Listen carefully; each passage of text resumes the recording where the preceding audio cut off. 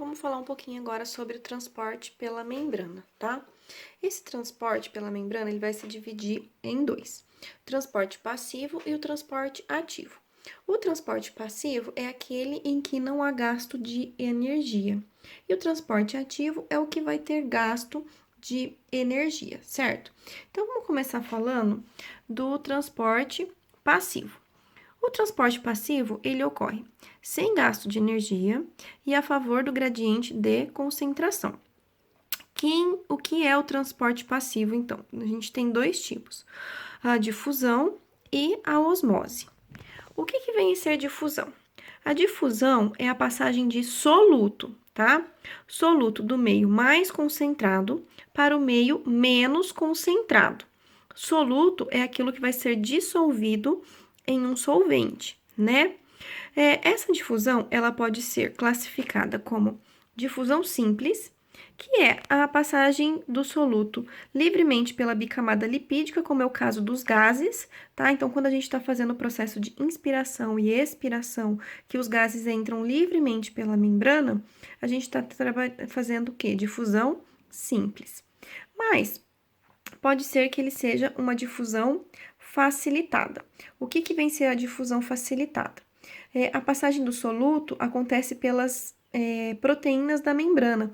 Membrana não tem aqueles tipos de proteína que nós vimos lá na aula anterior, que é aquela membrana que fica só na proteína que fica só na face externa, proteína que fica só na face interna, ou a transmembrana, que ela atravessa os dois lados da membrana. E é essa proteína que vai ajudar a passagem de soluto. Isso acontece quando ocorre a passagem de macromoléculas, tá? Então, quando é micromoléculas, ocorre difusão simples. Quando é macromoléculas, que não vai ser capaz de atravessar os poros da membrana, então vai acontecer por difusão facilitada, certo? E o outro tipo que a gente vai ter é a osmose.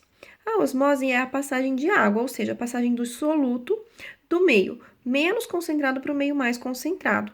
Como assim? Então, aquele meio que está com muito solvente e está fazendo comunicação com o meio que tem muito soluto, vai mandar água, vai mandar solvente para esse meio que está muito mais concentrado, tá? O que a gente vai ver agora? O transporte ativo. O transporte ativo é aquele transporte que tem gasto de energia. Por que tem gasto de energia? Porque ocorre contra o gradiente de concentração. E o que a gente vai ter aqui de transporte ativo? A bomba de sódio e potássio e também o transporte por vesículas.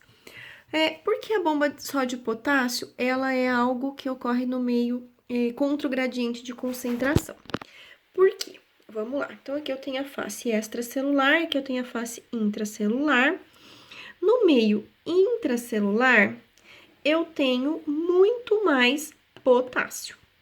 E no meio extracelular, no meio intracelular, eu tenho muito mais, potássio. E no meio extracelular, eu tenho muito mais sódio, tá? Aí, o que vai acontecer? O potássio, ele vai entrar livremente na célula por difusão. Vai sair livremente da célula por difusão. Então, primeiro o potássio sai. Depois, e o sódio vai entrar livremente na célula por difusão também. Só que a minha célula, ela precisa apresentar uma diferença de potencial, principalmente quando vai ocorrer o impulso nervoso. Então, aquele sódio que saiu da célula por difusão, ele tem que entrar. Só que aqui tem mais potássio, não tem? Se aqui tem mais potássio e ele tem que entrar, ele vai contra o gradiente de concentração.